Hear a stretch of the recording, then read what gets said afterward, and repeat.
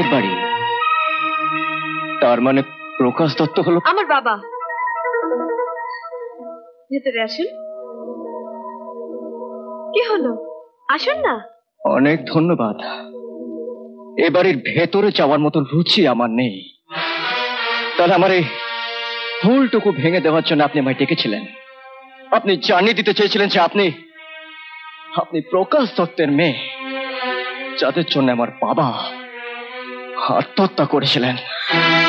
আমার বাবা সমস্ত অপমান মাথায় নিয়ে মারা গিয়েছিলেন, কিন্তু আমি মারা যাব না যতদিন না আমার বাবার সমস্ত বদনাম মুছে ফেলতে পারি। আর হ্যাঁ, আর একটা কথা, দয়া করে ভবিষ্যতে আপনি আমার সঙ্গে মেলামেশা করার চেষ্টা করবেন না প্রিয়া দেবী। চলে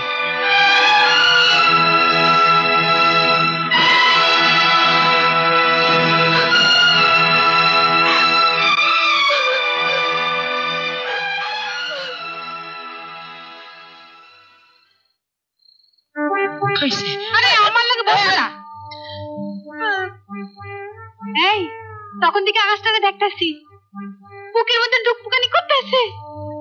এখন থাইমা গেছে তো না, একবার আকাশটাকে দেখো না।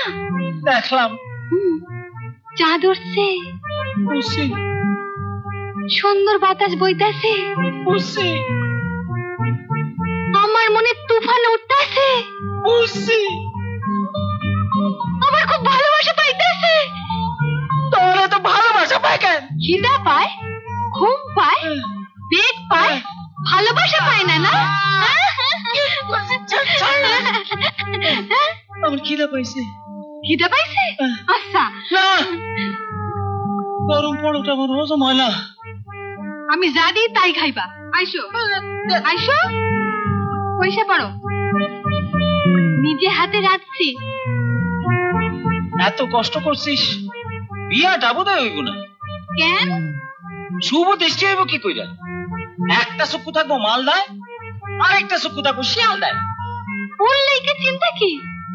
আমি পুরুত মশাই কমু বাঁ দিকে থাকতে, এই দিকে তাকালেই বেশ শুভ দৃষ্টি। শুভ দৃষ্টি হইল, এখন বিয়া হইব না রে কমলি। হইব না? না, আমার দিদিমণিকে এখন বিয়াতে পারমিশন দিব? তার নিজের বিয়াটাই কি হয়ে গেল, শঙ্কর যে কি হয়ে গেল। মা কালীরে ডাইকো, ঠিক হইয়া যাইবে। আমি মায়েরে ডাইকা তোমারে পাইছি গো। হ্যাঁ সত্যি? তাহলে তুই মারে ডাক, যদি ওকে মিলমিশ হয়ে যায় আমিও তোরে বিয়া করুম। সত্যি?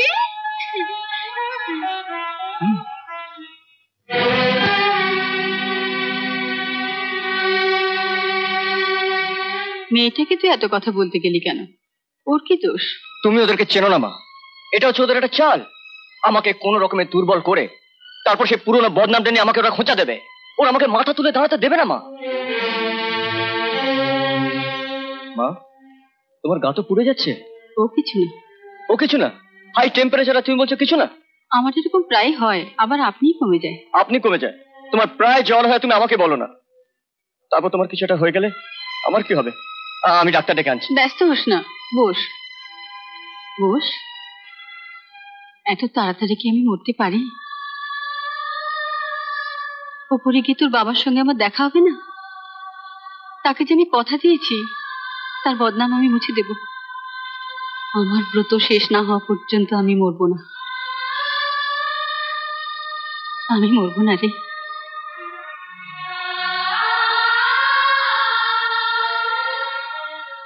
না কেষ্টদা, কোনো দরকার নেই।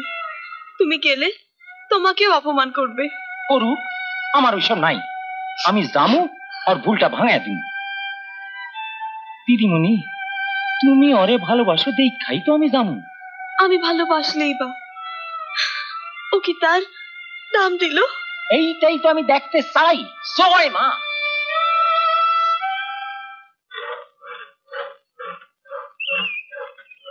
শঙ্কর বাবু, কি চাই? একখান কথা কমু। প্রিয়ার কথা বলবে তো? আমার সময় নেই। কি স্টোরি চায়, সময় কইরা নিতে হয়। মায়ের আশীর্বাদে আমি মিথ্যা কথা কই না। দিদিমণি আপনারে ভালোবাসে। ভালো, কিন্তু আমি আপনার দিদিমণির ভালোবাসার দাম দিতে পারছি না। আপনি জানেন না যে প্রকাশ দত্ত আমার বাবার বিরুদ্ধে মিথ্যে সাক্ষী দিতে রাজি হয়েছিল। মিথ্যা সাক্ষীর কথাটাই শুনছেন, আর উনি নিজে উকিল দিয়ে আপনার বাবারে বাঁচাইতে চাইছিলেন, এই কথাটা শোনেন নাই? প্রকাশ দত্ত আমার বাবার পক্ষে উকিল দিয়েছিলেন? আজ্ঞা, আপনাকে কপাল, আপনার বাবায় সেই সুযোগটা নেয় নাই। কিন্তু আপনি যে আমাকে সত্যি কথা বলছেন আমি বুঝবো কি করে? অজয় সান্যাল অহনো কোর্টে প্র্যাকটিস করেন, তারে গিয়া জিগান। আপনি মশাই বুকে হাত দিয়ে কইতে পারবেন আপনি দিদিমণিরে ভালোবাসেন নাই? হ্যাঁ,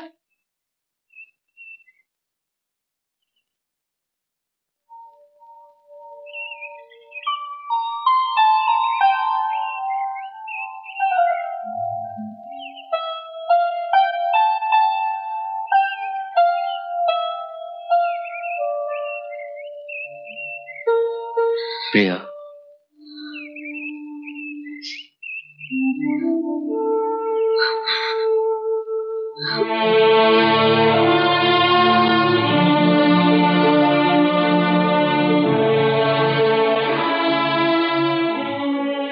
প্রিয়া শোনো, আমি ঠিক বুঝতে পারিনি যে আমি সবার কাছে ক্ষমা চেয়ে নিচ্ছি। একদিন ভুল বুঝে আমি চলে গিয়েছিলাম, আজ স্বেচ্ছায় আমি গাইতে এসেছি। এ আমার ভালোবাসার গান, আমার ভালোবাসার প্রকাশ।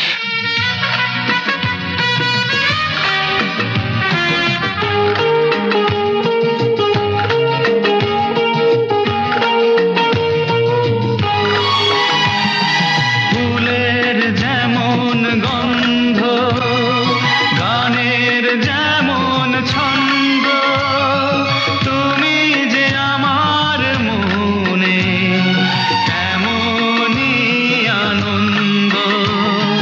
ফুলের যেমন গন্ধ, গানের যেমন ছন্দ, তুমি যে আমার মনে তেমনই আনন্দ।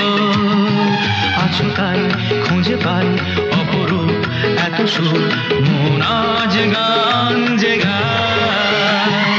প্রিয়া প্রিয়া প্রিয়া, তুমি যে আমার প্রিয়া, দুজনারে দুটি মন পেয়ে গেল সে মিলন।